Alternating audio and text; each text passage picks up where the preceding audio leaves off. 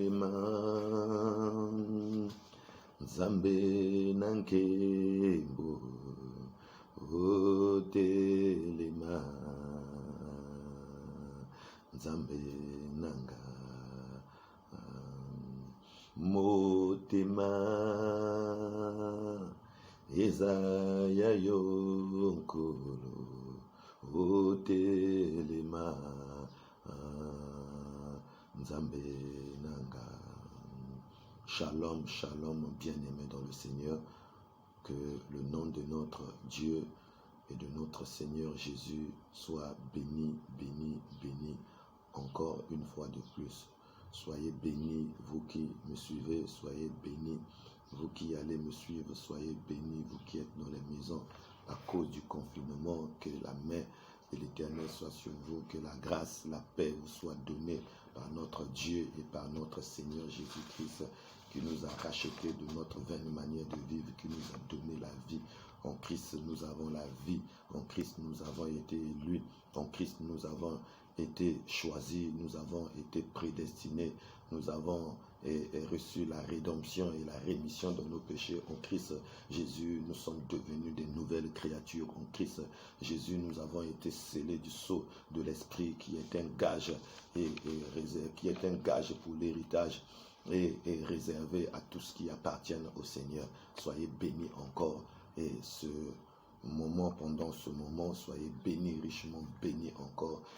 Que la bénédiction de l'Éternel vous poursuive dans vos maisons, partout où vous êtes. Soyez richement bénis.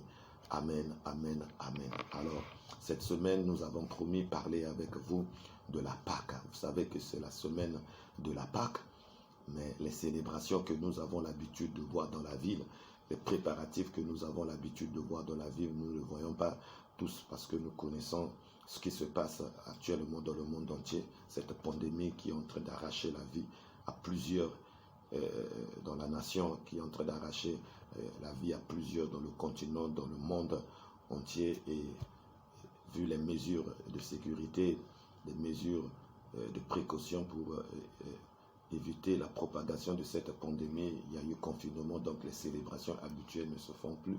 Voilà, tout le monde est à la maison, mais nous avons pensé que par la grâce du Seigneur Jésus, à travers ce moyen, nous pouvons vous parler par des séries de courts enseignements sur ce que c'est que la Pâque. Alors, sans plus tarder plutôt, nous allons prier le Seigneur.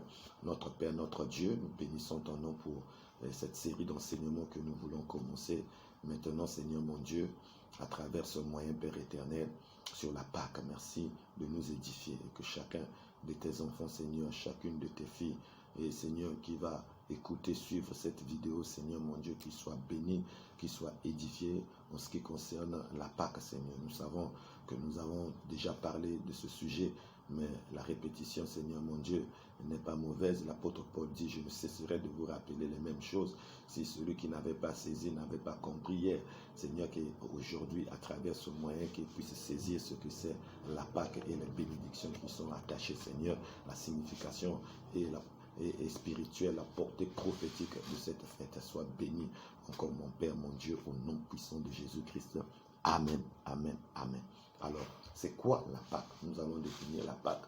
Alors, la Pâque est une fête juive ordonnée par l'Éternel à Israël, en souvenir de la nuit où un agneau fut immolé et son sang appliqué sur les linteaux et les portes de chaque maison des enfants d'Israël, afin de les protéger de l'ange destructeur qui devait entrer dans les maisons des Égyptiens. Le mot vient de l'hébreu, Pesha. Voilà, Pesha, c'est-à-dire P-E-S-A-C-H, qui signifie passer par-dessus ou épargner. Donc, il indique que l'Éternel passa par-dessus la porte des maisons des Israélites protégées par le sang d'un agneau. Donc, après leur sortie d'Égypte, Dieu ordonna de célébrer chaque année à la même époque le souvenir de leur délivrance par cette fête que nous appelons la Pâque, que Dieu lui-même appelle la Pâque, qui consistait en un repas particulier, très symbolique. Alors, nous allons voir ça dans Exode chapitre 12. Nous allons lire les versets 11. On peut commencer par le verset 1er.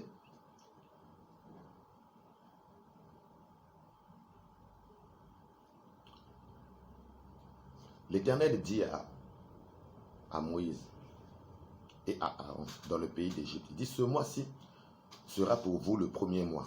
Il sera pour vous le premier des mois de l'année.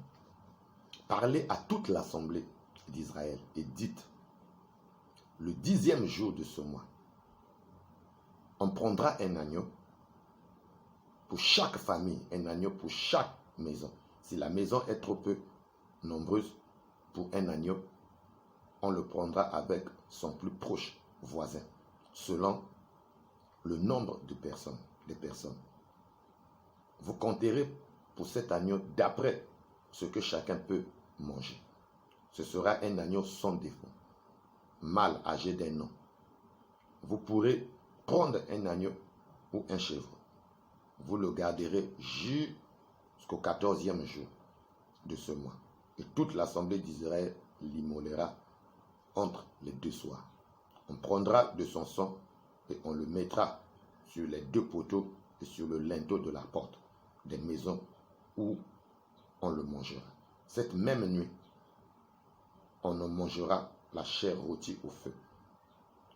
On la mangera avec des pains sans levain et des herbes amères. Vous ne le mangerez point à demi-cuit et bouilli dans l'eau, mais il sera rôti au feu avec la tête, les jambes et l'intérieur. Vous n'en laisserez rien jusqu'au matin et il en reste. Et s'il en reste quelque chose le matin, vous le brûlerez au feu. Quand vous le mangerez, vous aurez vos reins sains, vos souliers aux pieds et votre bâton à la main. Et vous le mangerez à la hâte. C'est la Pâque de l'Éternel. Cette nuit-là, je passerai dans le pays d'Égypte et je frapperai tous les premiers-nés du pays d'Égypte, depuis les hommes jusqu'aux animaux, et j'exercerai des jugements contre tous les dieux de l'Égypte. Je suis l'Éternel. Le sang vous servira de signe sur les maisons où vous serez. Je verrai le sang et je passerai par-dessus vous, et il n'y aura point de plaie qui vous détruise quand je frapperai le pays d'Égypte. Vous conserverez le souvenir de ce jour et vous le célébrerez par une fête en l'honneur de l'Éternel. Vous le célébrerez comme une loi perpétuelle pour vos descendants. Vous voyez que la Bible dit ici, vous conserverez le souvenir de ce jour. Quel jour? Le jour que l'Éternel avait délivré les enfants d'Israël de la servitude de l'Égypte. Et ce qui s'est passé ce jour-là, c'est que Dieu a frappé tous les premiers-nés égyptiens, à commencer par le pharaon, jusqu'aux serviteurs et jusqu'aux premiers-nés des animaux. Tous, ils étaient morts. L'ange de la mort est passé pour détruire, pour prendre toute vie qui était premier-né. Alors, il a épargné les maisons des enfants d'Israël. Il a épargné les premiers-nés des enfants d'Israël à cause du signe, à cause de la marque du sang qui était sur le linteau et sur les deux poteaux des portes de la maison. Quand le destructeur voyait la marque du sang, il passait par-dessus les maisons des enfants d'Israël. Donc la Pâque, c'est cette fête commémorative qui rappelle cette délivrance que Dieu avait accordée aux enfants d'Israël. Et c'est Dieu lui-même qui a ordonné. Lui-même, il a appelé que c'est la Pâque de l'Éternel. Il a dit, vous conserverez le souvenir de ce jour et vous le célébrerez par une fête en l'honneur de l'Éternel. Vous le célébrerez comme une loi perpétuelle pour vos descendants. Donc ceux qui avaient vécu cet événement avaient célébré et les enfants qui sont venus après le célébrer jusqu'à aujourd'hui. Voilà, les Juifs qui sont restés dans la loi de Moïse, les Juifs orthodoxes qui continuent à célébrer toujours cette fête de Pâques. Alléluia.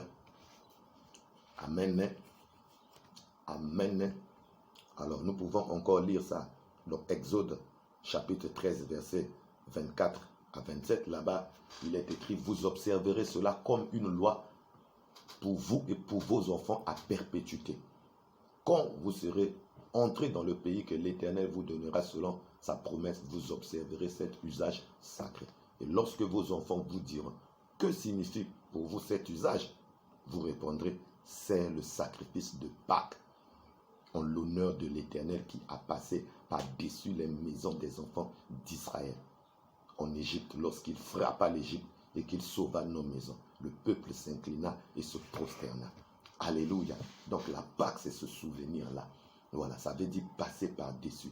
Voilà, Dieu est passé par-dessus les maisons des enfants d'Israël et il les a épargnés. Donc, ils ont été épargnés par le sang. Amen. Alors, l'histoire commence où? Alors, l'histoire commence en Israël, en Égypte. Alors, le peuple se trouve sous l'esclavage en Égypte après la mort du pharaon qui connaissait Joseph. Regardons dans Exode chapitre 1. Voilà. Les enfants d'Israël s'étaient retrouvés, vous connaissez l'histoire, en Égypte, à travers Joseph, pendant la famine. Dieu avait élevé Joseph comme premier ministre en Égypte, et c'était aussi dans le but de sauver ses frères. Et Joseph et les enfants d'Israël ont régné en Égypte.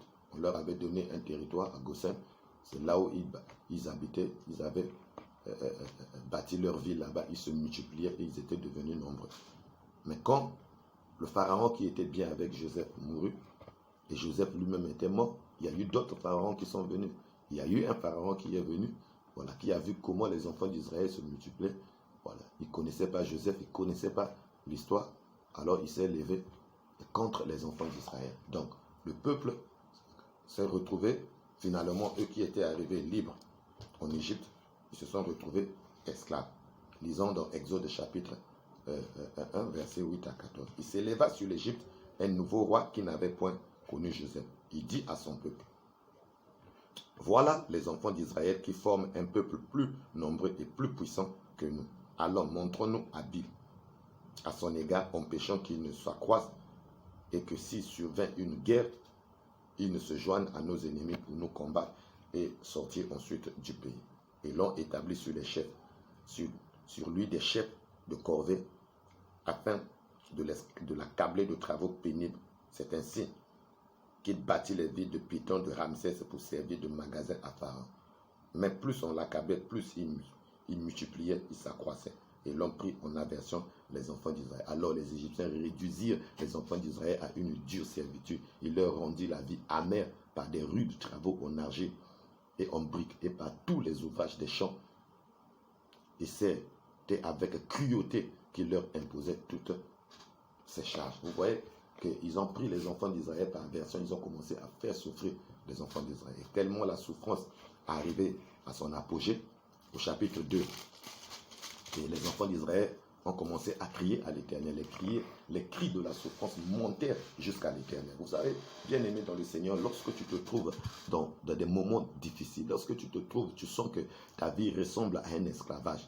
Et ta vie ressemble à une servitude.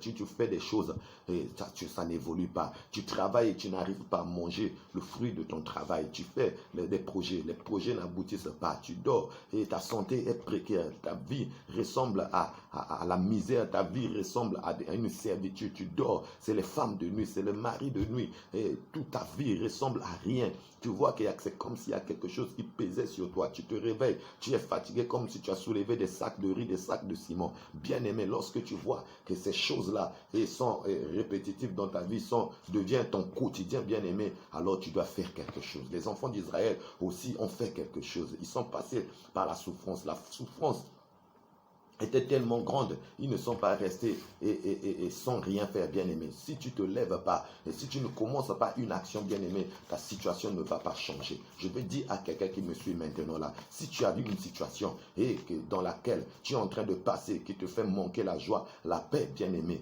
mais tu dois faire quelque chose. Tu ne dois pas rester ainsi et tu ne dois pas rester les bras croisés. La Bible dit, et un peu d'assoupissement, un peu les bras croisés, la pauvreté va te surprendre comme un homme en âme, oui, bien-aimé dans le Seigneur. Donc, quand il y a une situation dans tous les domaines de nos vies, bien-aimés, nous devons prendre des actions. Nous devons rester, nous ne devons pas rester inactifs, mais nous devons devenir actifs et prendre des actions, faire quelque chose pour sortir de cette situation. Si nous n'agissons pas, bien-aimés, nous allons continuer à demeurer dans cette situation. Mais nous devons agir pour sortir de cette situation. Et donc, la souffrance a amené les enfants d'Israël qui étaient libres et maintenant ils n'étaient plus libres. Cette souffrance les a amenés à faire quelque chose. Et nous voyons dans Exode chapitre 2, à partir du verset 23, la première des choses, on dit, longtemps après le roi d'Égypte mourut, et les enfants d'Israël gémissaient encore sous la servitude et poussaient des cris. Donc, ils gémissaient sous la servitude, ils poussaient des cris. Ils ont commencé à pousser des cris. Et la Bible dit ces cris que leur arrachait la servitude montaient jusqu'à Dieu. Donc, ils ont crié. La servitude les a menés à crier. Et ces cris ici, bien-aimés, c'est les cris de quelqu'un qui est dans la détresse. La Bible dit, invoque-moi au jour de la détresse, je te délivrerai et toi tu me glorifieras. Donc, quand il y a la souffrance, tu dois crier. Et tes cris doivent monter. Peut-être que tu as crié, et il n'y a pas encore de réaction, bien-aimé. Et tu ne vois pas Dieu intervenir. Mais je te dis, ne t'arrête pas. Continue à crier. Tes cris doivent monter jusqu'à l'Éternel. Les enfants d'Israël ont crié. La servitude les a menés à crier.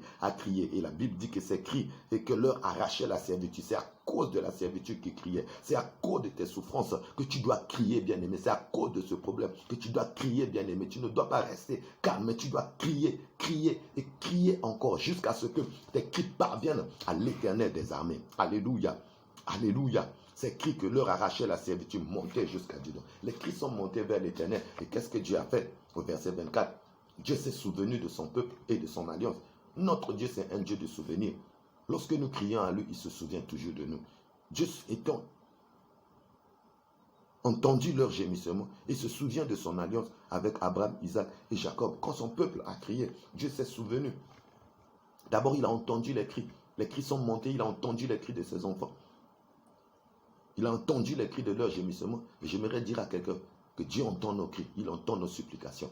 David a dit, mon âme bénit l'Éternel, j'aime l'Éternel. Parce qu'il entend mes cris, il entend mes supplications. L'Éternel est celui qui entend nos cris. L'Éternel est celui qui entend nos supplications. Donc si tu cries, il va entendre, bien-aimé. Mais il y a une chose qui empêche parfois Dieu de nous entendre. Et Isaïe a dit, Isaïe 59, la main de l'Éternel n'est pas assez courte pour toucher, ni ses oreilles si dures pour entendre. Mais ce sont nos crimes, ce sont nos fautes qui empêchent à l'Éternel de nous écouter. Ce sont nos péchés qui empêchent à l'Éternel d'agir. C'est pourquoi, bien-aimé, quand la servitude arrive dans ta vie, tu dois commencer à t'examiner d'abord. La Bible dit, pourquoi l'homme vivant se plaindrait-il qu'il se plaigne d'abord de ses propres péchés? Regarde dans ta vie, est-ce qu'il n'y a pas quelque chose qui a fait que toi tu as posé des actes, que tu as posé, qui t'a amené dans cette situation? Est-ce que tu n'as pas désobéi à la parole de Dieu? Est-ce que tu n'avais pas tourné le dos à Dieu? Est-ce que tu n'as jamais donné ta vie au Seigneur? Alors, si c'est à cause de tes péchés, si ta conscience te condamne de quelque chose, alors réponds-toi sincèrement, abandonne cela, reviens à Dieu et crie, et l'Éternel va t'écouter, il va pardonner ton péché et il va te délivrer. Alléluia. Donc Dieu a entendu les cris, Dieu entend les cris de ses enfants. Lorsque ses enfants crient, il entend toujours. Et je suis sûr, bien-aimé dans le Seigneur, je suis convaincu que si tu cries réellement et de tout ton cœur, après avoir examiné ton cœur, bien-aimé, après avoir vu ta marche, bien-aimé, et regardé le tir, bien-aimé, Dieu va t'écouter et il va te répondre. Alléluia. Il a entendu et il s'est souvenu de son alliance. L'alliance avec Abraham, Isaac et Jacob, parce que Dieu avait traité une alliance avec Abraham. Alléluia.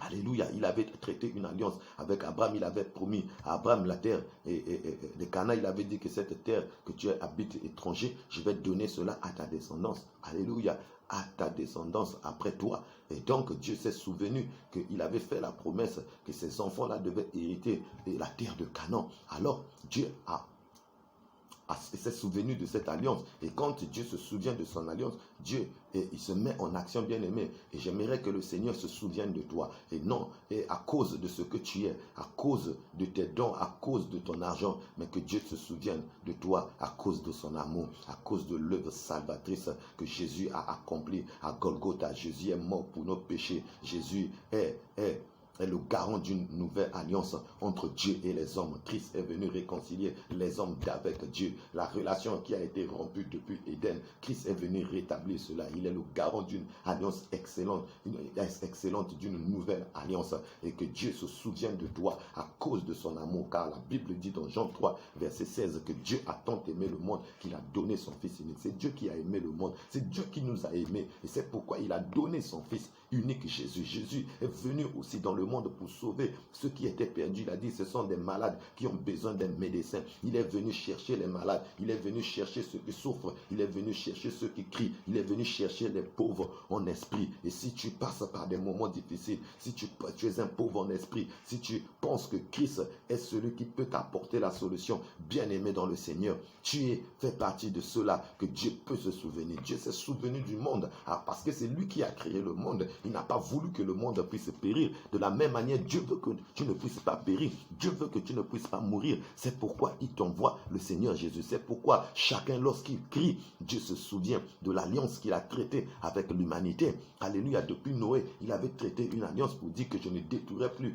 l'humanité par les eaux. Alléluia. Mais dans les temps qui sont ces derniers, Dieu a signé une alliance, a traité une alliance avec l'humanité entière à travers le sang de son Fils qui a été versé pour les péchés de l'humanité entière. Donc pour tes péchés, mon frère, ma soeur, toi qui me vois, oui, pour tes péchés, oui, même si tu n'as jamais donné ta vie à Jésus, mais l'opportunité peut être donnée à travers cette vidéo de donner ta vie à Jésus, parce que ce son-là n'est pas seulement pour ceux qui sont sauvés, mais ce son-là est aussi pour ceux-là qui ne sont pas encore sauvés, afin qu'eux aussi soient sauvés. Donc si tu n'es pas le peuple de Dieu, tu peux devenir le peuple de Dieu. Le sang de Jésus parle mieux que le sang d'Abel. Il crie au pardon, il crie à la rédemption, il crie à la justification, il crie au salut. Alléluia, alléluia. Si tu cries, Dieu va se souvenir de toi à cause de son Fils unique, Jésus qui est mort à la croix de Golgotha. Alléluia. Dieu s'est souvenu de son peuple, de l'alliance qu'il avait faite avec Abraham, Isaac et Jacob. Et qu'est-ce que Dieu a fait encore? Dieu a regardé les enfants d'Israël et ils ont eu compassion. Quand il a vu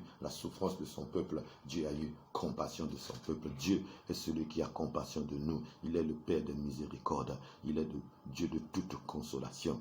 Jésus était toujours ému de compassion. Lorsqu'il voyait des foules venir à lui, il était ému de compassion.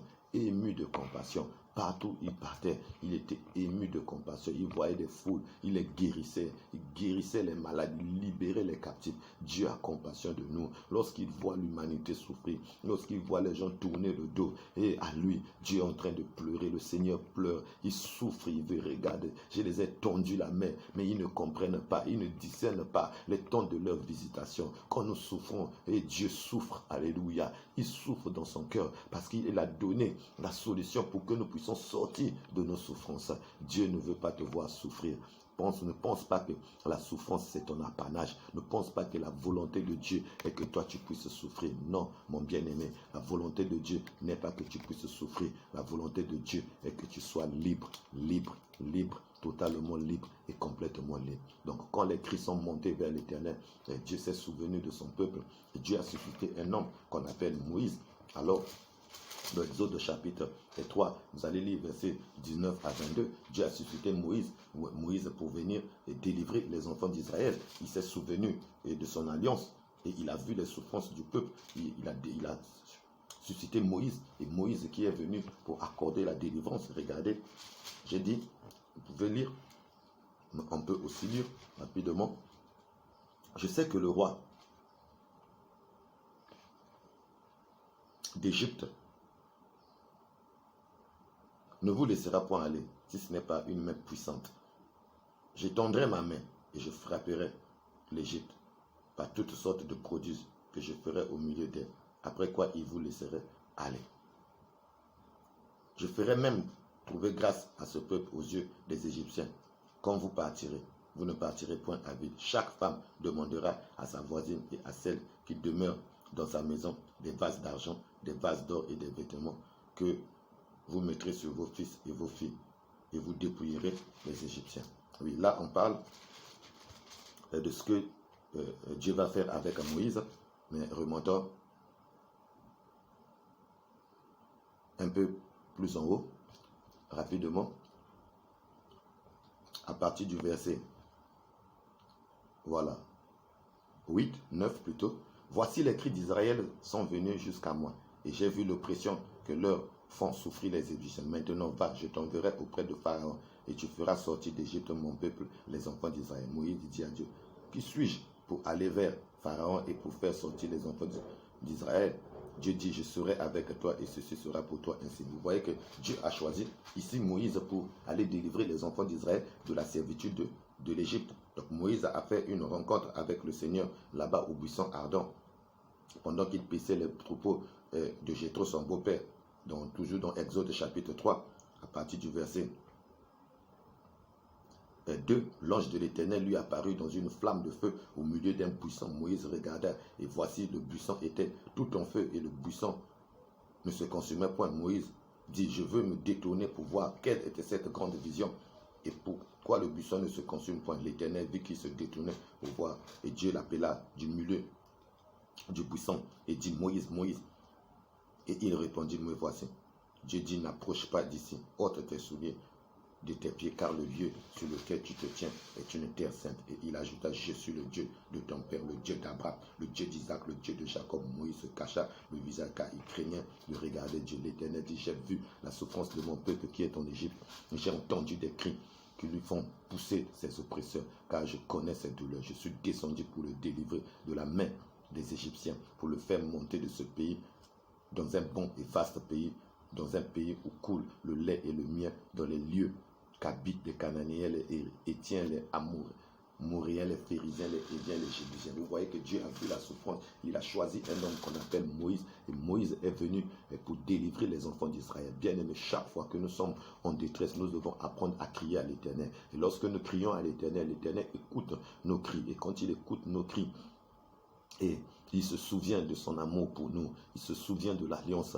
Il descend et il vient pour agir. Il suscite quelqu'un et pour venir et délivrer. Il suscite quelqu'un. Il envoie ses gens. Il délivre par sa puissance à bras étendus, à main puissante. Donc chaque fois que tu es en détresse, crie à l'Éternel. Sache que l'Éternel va t'entendre. Sache que l'Éternel ne va pas rester ainsi insensible. Il va se souvenir de toi. Il va dépêcher ses anges, il va étendre sa main de grâce et il va te manifester son amour. Sache que, bien aimé, quand tu souffres, Dieu et souffre aussi. Il a compassion, il est toujours ému de compassion lorsque nous souffrons, bien aimé. Alléluia. Mais Dieu, lorsqu'il envoie Moïse, il savait que Pharaon ne voulait pas laisser le peuple aller. Lui-même, il dit que je vais endurcir le cœur de Pharaon afin que ma gloire puisse être éclatée. Et quand Moïse est arrivé, Moïse a rencontré une opposition. Il a rencontré l'opposition de Pharaon. Pharaon ne voulait pas laisser les enfants d'Israël partir.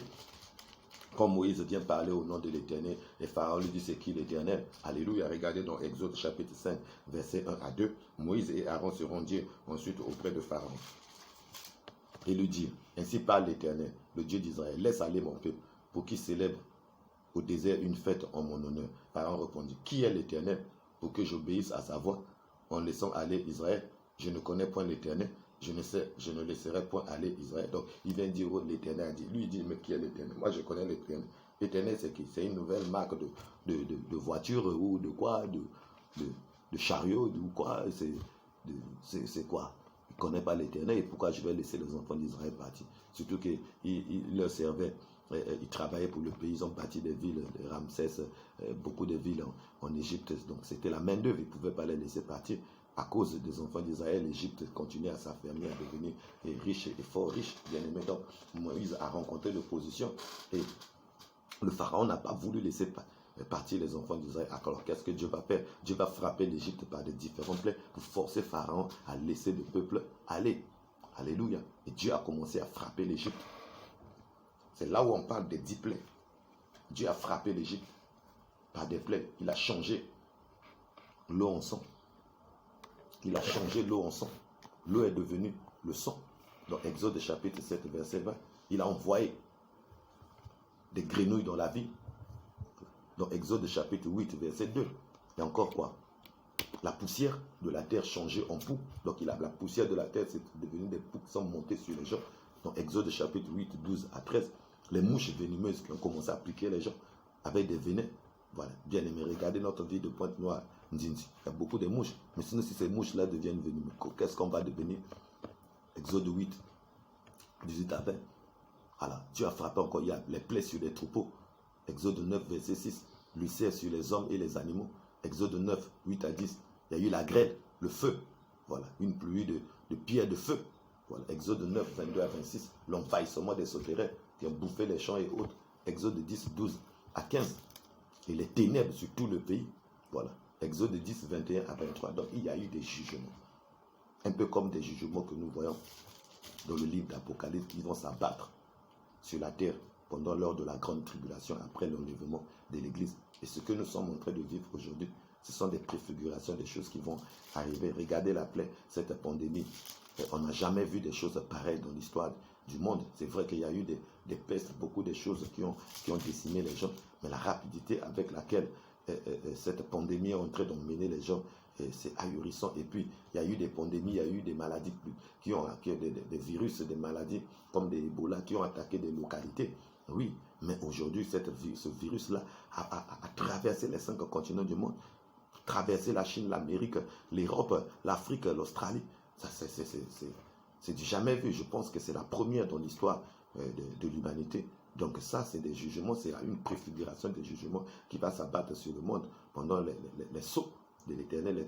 Vous voyez, il y aura une partie, le tiers, on parle des fléaux qui vont arriver, qui vont emporter le tiers des habitants de la terre. Donc ce sont des jugements qui vont s'abattre. Et ces jugements en Égypte, bien aimé, et c'est des symboles des jugements qui vont venir dans le monde, bien aimé. C'est pourquoi chacun de nous doit arranger sa vie avec le Seigneur, et afin de ne pas manquer l'enlèvement. Alléluia. Malheur à ceux qui manqueront l'enlèvement et qui vivront cette période de la grande tribulation, parce que ça va être très difficile.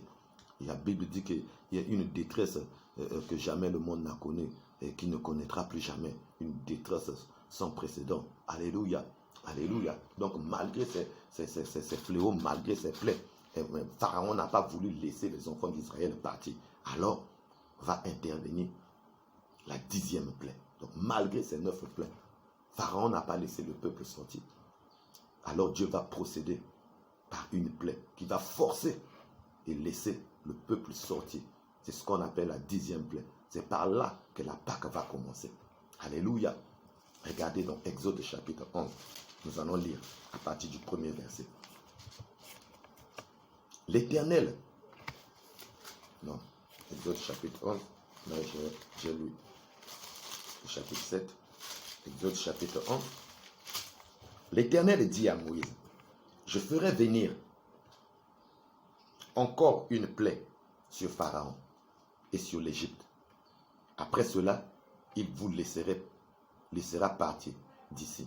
Lorsqu'il vous laissera tout à fait aller, il vous chassera même d'ici. Parle au peuple pour que chacun demande à son voisin, chacune à sa voisine des vases d'argent et des vases d'or. L'Éternel fit trouver grâce au peuple aux yeux des Égyptiens.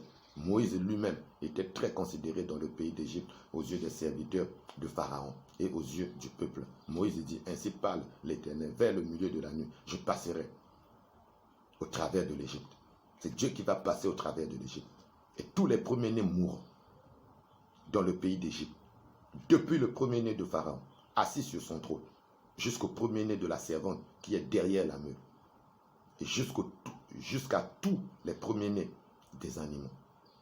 Il y aura dans tout le pays d'Égypte de grands cris, tels qu'il n'y en a point eu et qu'il n'y en aura plus de semblables. Mais parmi tous les enfants d'Israël, depuis les hommes jusqu'aux animaux, pas même un chien ne remuera sa langue, afin que vous sachiez quelle différence l'Éternel fait entre l'Égypte et Israël. Alléluia.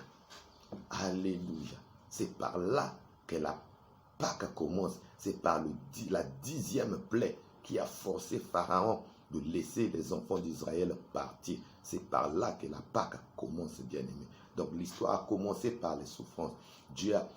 Les cris sont montés. Dieu a suscité un homme qu'on appelle Moïse. Moïse est venu avec le mandat de Dieu. Moïse a frappé l'Égypte par des jugements. Pharaon s'est endurci et il n'a pas voulu laisser le peuple partir. C'est comme lorsque tu as un problème et nous prions et l'ennemi endurci. C'est même lors, par exemple, lors que nous faisons parfois des travaux de délivrance, il y a des esprits coriaces et qui restent, qui pour partir insistent. Mais nous continuons à prier, il insiste, il résiste, mais après il y aura le coup de grâce qui va faire capituler l'esprit, qui va faire capituler l'ennemi, qui va laisser ta vie et il va partir et tu vas être libre. Donc Pharaon a pu résister sur les 9 plaies, mais la 10e plaie, elle était forte, elle était puissante. Et ça, c'était Dieu. C'était Dieu c'était le doigt de Dieu, c'était l'empreinte de Dieu. C'était le coup de grâce de l'Éternel sur Pharaon et sur l'Égypte. Et c'est comme ça, bien aimé, que les enfants d'Israël sont sortis. Donc Dieu a demandé à Moïse d'immoler l'agneau et de mettre la marque du sang sur les portes.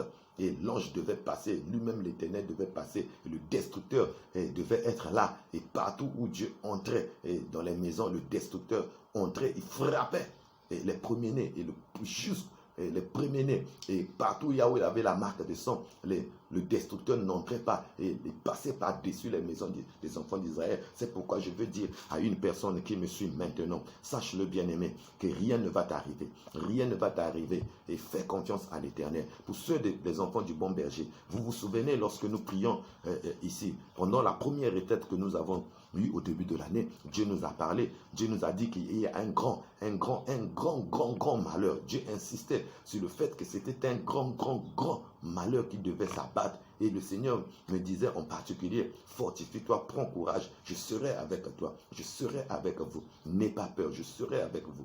Et chaque fois, quand je priais, j'étais en train de méditer sur ce grand malheur. Quel est ce grand malheur? Est-ce que c'est des cas de décès? Nous avons eu plusieurs cas de décès, mais pourquoi Dieu insiste aujourd'hui? Grand malheur. Donc j'étais en train de réfléchir, de méditer sur ça. Et récemment, pendant la nuit des prières des ouvriers, pendant que nous prions, Dieu nous a encore parlé. Il a dit, fortifiez-vous mes enfants. Il y aura une tempête, il y aura un vent qui va souffler. Et un vent, ça va être fort. Mais n'ayez pas peur, je suis votre bouclier. Rien ne vous arrivera. Bien-aimé, c'est maintenant que nous comprenons que Dieu nous avait parlé, Dieu nous avait averti. Et je te dis que rien ne va t'arriver. Dieu est ton bouclier, bien-aimé dans le Seigneur. Rien ne va t'arriver. Rien ne va arriver à tes enfants, à ta famille, à ton mari, à tout ce qui te sont chers. Rien ne va vous arriver parce que l'Éternel avait parlé. Il est notre bouclier. Et restons confiants, restons sous la couverture. De la même manière, les enfants d'Israël sont restés dans les maisons, là où il y avait la marque du sang. Toi aussi, reste dans la maison, bien-aimé. Ne sors pas de la maison, c'est-à-dire ne sors pas de la couverture de Dieu. Ne pose pas des actes qui vont lever la couverture de Dieu sur toi, qui vont lever la sécurité et la protection de Dieu sur toi. Continue à faire confiance à l'Éternel. Garde-toi pur, marche dans la crainte de Dieu. Soumets-toi à l'Éternel. Le bouclier de l'Éternel est sur nous, bien-aimés. Et rien ne va vous atteindre. Rien ne va vous atteindre. Rien ne va t'atteindre, bien-aimé. Et Dieu va faire la différence entre l'Égypte et les enfants d'Israël. Bien-aimé, l'Égypte, c'est l'image du monde. Quand les calamités s'abattent dans le monde, bien-aimé dans le Seigneur, Dieu fait la différence entre ceux qui lui appartiennent et ceux qui ne lui appartiennent pas. Dieu fait la différence entre le monde et le peuple de Dieu. Et l'Église, c'est le peuple de Dieu. Et le Seigneur connaît ceux qui lui appartiennent. Tous ceux qui sont nés réellement de nouveau, qui craignent le Seigneur, qui marchent dans la crainte de Dieu, qui font partie du peuple de Dieu. Bien-aimé, je veux te dire que tu sois du bon berger, que tu ne le sois pas, bien-aimé. Sache que tu fais partie du corps du Seigneur. Rien ne t'arrivera. L'Éternel est ton bouclier. Il te protégera. Ce vent va passer et toi tu vas vivre. Tu vas raconter les œuvres de l'Éternel. Oh, merci Seigneur pour ce que tu fais. Tu fais la différence. Oh, j'aime ce Dieu. Oh, j'aime ce grand Dieu parce qu'il fait la différence. Il fait la différence entre l'Égypte et les enfants d'Israël, entre le monde et l'Église, entre ceux qui ne sont pas son peuple et ceux qui sont son peuple, bien-aimé. Oh, soyez bénis encore. Oh, pendant ces moments, soyez bénis encore pendant que je suis en train de parler. Sois connecté à moi et sois connecté à l'Esprit et qui est en train de parler maintenant, bien-aimé. Sois connecté et reçois la guérison, reçois le miracle de Dieu, reçois la foi, reçois l'assurance et dans ton cœur que rien ne va t'arriver car l'Éternel est un vaillant guerrier. Lisez le psaume 91 et celui qui demeure sous l'abri du Très-Haut repose à l'ombre du Tout-Puissant. L'Éternel est notre refuge, l'Éternel est notre forteresse. Nous n'avons rien à craindre, 1000 tombera à nos côtés, 10 000 à notre droite, rien ne nous atteindra. Et c'est en vain qu'on jette le filet devant celui qui a des ailes, et ni la peste et ses ravages et n'auront rien contre nous. La contingent qui attaque en plein midi n'aura et rien ne pourra rien contre toi, rien contre toi, rien contre toi. Et reçois cela, toi et ta famille, au nom puissant de Jésus-Christ de Nazareth. Merci, notre Père. Merci, notre Dieu. Donc voilà, bien-aimés, nous allons nous arrêter pour cet extrait, pour cet enseignement, sur cet extrait bien-aimé. Et nous allons faire une autre vidéo pour continuer à partager cet enseignement sur la Pâque. Donc pour aujourd'hui, nous avons défini ce que c'est la Pâque et nous avons essayé de montrer comment est-ce que les choses ont commencé, un peu l'histoire.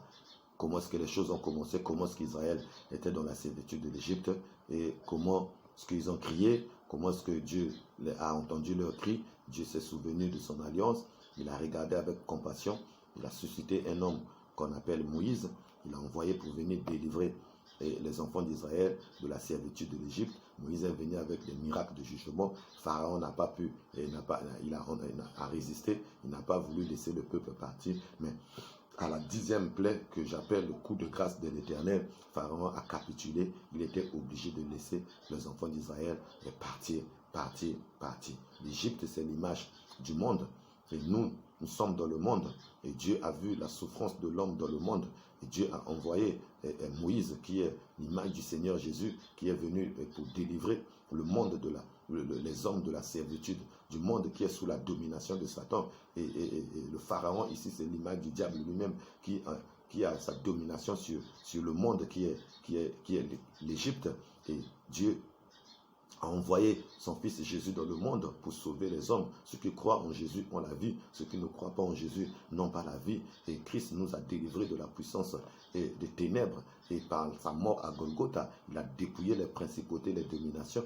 Il les a publiquement livrés en spectacle en triomphant d'elles par la croix de Golgotha. Donc en Christ, nous avons la délivrance. En Christ, nous avons le salut. Donc la Pâque, c'est la délivrance. La Pâque, c'est le salut. La Pâque, c'est Dieu qui te délivre. Oui, c'est cette fête-là, bien-aimé, qui est célébrée en l'honneur de l'Éternel par les Juifs par rapport à la délivrance et que Dieu leur avait accordé là-bas en Égypte. Bien-aimé, nous allons voir dans la suite de temps, dans notre enseignement, que cette Pâque-là, qu'est-ce que ça représente aujourd'hui réellement pour l'Église du temps actuel. Nous allons le voir. Donc, soyez bénis. Nous allons prier le Seigneur. Tu vas prier le Seigneur. Tu vas prier pour ton pays. Que le Seigneur étende sa main de grâce dans cette ville, dans cette nation, le Congo. Voilà. Qu'il épargne ce qui lui appartient de cette pandémie qui est en train de frapper. Car il y a des choses qui doivent arriver. Il n'y a rien que nous pouvons faire pour empêcher un certain nombre de choses que Dieu a décidé que ces choses puissent arriver. Il y a d'autres prières que nous pouvons faire. C'est que Dieu épargne ce qui lui appartient, afin que cette pandémie, ces fléaux, cette peste ne frappe pas ceux qui appartiennent à l'Éternel. Tous ceux qui tourneront leur cœur vers l'Éternel, que l'Éternel puisse les épargner. Et ils vont la voir. Prions le Seigneur, au nom puissant de Jésus de Nazareth. Père éternel, nous prions pour notre pays. Et nous prions, Seigneur mon Dieu, pour le salut. Seigneur mon Dieu, de tous tes enfants, Seigneur mon Dieu, accorde la délivrance, accorde le salut, Seigneur, que cette pandémie ne frappe pas ce qui t'appartient, de la même manière que tu avais frappé l'Égypte des calamités, des fléaux, Seigneur mon Dieu, mais ceux du camp des enfants d'Israël, ils étaient protégés. Quand il y avait l'obscurité sur l'Égypte, Seigneur, et dans la ville où il y avait ton peuple, il y avait la lumière, Seigneur mon Dieu. Quand la poussière s'est transformée en poux, Seigneur mon Dieu, là-bas en Israël, et ces phénomènes-là n'en avaient pas. Quand l'eau s'est changée en sang en Israël, et là où était le peuple d'Israël, il n'y en avait pas. Donc les calamités s'abattaient sur ceux-là qui ne te connaissaient pas. Les calamités s'abattaient sur ceux-là qui ne te craignaient pas, qui adoraient les dieux étrangers, qui ne t'adoraient pas toi, le véritable Dieu, Seigneur. Merci au Père éternel, que tes calamités, Seigneur, ne s'abattent pas sur ceux qui sont à toi, Seigneur. Épargne tes enfants, épargne ceux qui t'appartiennent, protège et tes enfants sous la couverture de ton sang, au nom puissant de Jésus de Nazareth. Nous allons prier pour la nation. Nous allons demander que la main de l'Éternel soit sur cette nation. Nous allons solliciter la miséricorde de Dieu, que ce fléau, cette pandémie passe, que ceux qui sont malades, quel que soit l'endroit où ils se trouvent dans les hôpitaux, qu'ils guérissent. Nous allons prier que la chaîne de contamination s'arrête, Seigneur, que ça s'arrête, que le Seigneur fasse grâce, qu'il fasse miséricorde à à notre nation, à nos autorités, à tous ceux qui sont élevés en dignité, à tous les hommes dans cette nation, car il est venu aussi pour tous ces hommes. Il n'est pas venu et seulement pour ceux qui sont sauvés. Et ceux qui sont sauvés le sont déjà. Il est venu pour ceux-là qui ne sont pas sauvés. Prions le Seigneur. Oh notre Père, notre Dieu, merci pour la nation. Nous la recommandons à ta grâce. Nous prions et Seigneur mon Dieu, que cette pandémie passe, Seigneur, et que tu épargnes les hommes. Nous sollicitons ta miséricorde, ta compassion, Seigneur, ta bonté, Seigneur, alléluia. Tu fais lever ton soleil sur les justes comme sur les méchants. Tu fais pleuvoir sur les justes comme sur les méchants. Alors, fais grâce, fais miséricorde, Seigneur. Et Seigneur, fais pleuvoir, Seigneur, lève ton soleil. Et Seigneur, fais grâce, Seigneur, que cette pandémie passe, que ceux qui sont malades guérissent, Seigneur, et que la chaîne de contamination s'arrête au Père éternel. Merci mon Dieu, merci mon Dieu. Nous prions aussi pour ton règne, que ton règne soit manifesté dans cette nation et que seule ta volonté soit faite. Merci ô tendre Père, merci ô mon Dieu, au nom puissant de Jésus de Nazareth. Règne au Congo-Brazza, règne dans cette ville de Pointe-Noire, règne dans nos quartiers, dans nos vies, dans nos familles, Seigneur. Règne Père éternel et accomplis tes desseins pour chacun de nous, accomplis tes desseins pour cette nation. Que l'Éternel accomplisse ses desseins dans ta vie, qu'il accomplisse ses desseins pour toi et ta maison, pour toi et ta famille, qu'il te délivre de la servitude du malin, qu'il te mette au large, qu'il te rende totalement libre, afin que tu puisses servir le Seigneur et dans toute la liberté, au nom puissant de Jésus de Nazareth. Soyez bénis, bien-aimés dans le Seigneur. Nous allons nous arrêter par là et que la gloire et l'honneur puissent revenir à notre Dieu. Donc tu connais maintenant ce que c'est la Pâque. C'est une fête juive en l'honneur de l'Éternel. Voilà, en mémoire de la délivrance que l'Éternel avait accordée aux enfants d'Israël lorsqu'ils étaient sous l'emprise de Pharaon là-bas en Égypte. Voilà, c'est cette délivrance qui s'était faite par l'immolation de l'agneau. Un agneau d'une année a été tué. On a pris le sang, on a mis sur les linteaux des portes pour que quand la mort va passer, et là où il y a le sang, la mort ne va pas entrer. Mais là où il n'y a pas le sang, la mort devrait entrer. Mais c'est ça la Pâque, bien-aimé. Donc, de façon résumée, soyez bénis, bénis, bénis encore au nom puissant de Jésus. Amen, amen, amen.